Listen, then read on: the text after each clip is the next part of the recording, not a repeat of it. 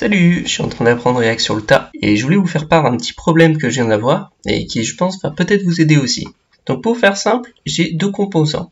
J'ai un composant principal qui représente ma page et ensuite dès que je clique sur Register, j'ai un autre composant qui représente le formulaire. Pour aller avec ça, j'ai deux contextes. J'ai le contexte de ma page qui est un token et j'ai le contexte de mon formulaire qui a login, password et deux autres trucs. Et donc là, j'ai add token qui permet de modifier ce truc-là.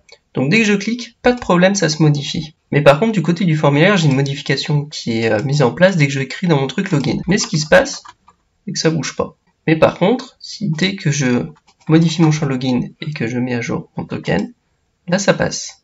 Et le problème est en fait d'une interaction qu'il y a entre Robot3, une librairie que j'utilise, et le setState de React.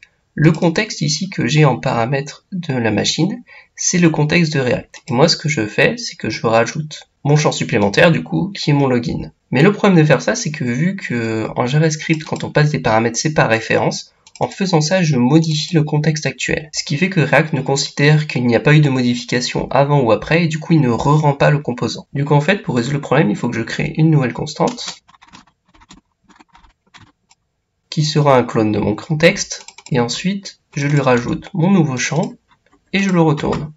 Et donc là, si je retourne sur mon app, on va bien voir que le login, quand j'écris dedans, et ben React va bien re-rendre le composant, et du coup bien mettre à jour mon JSON que j'affiche ici. Bon bah voilà, si quelqu'un se retrouve dans un problème similaire, n'oubliez pas, JavaScript passe les objets par référence. Bon bah, c'était tout pour moi, et je vous dis à la prochaine.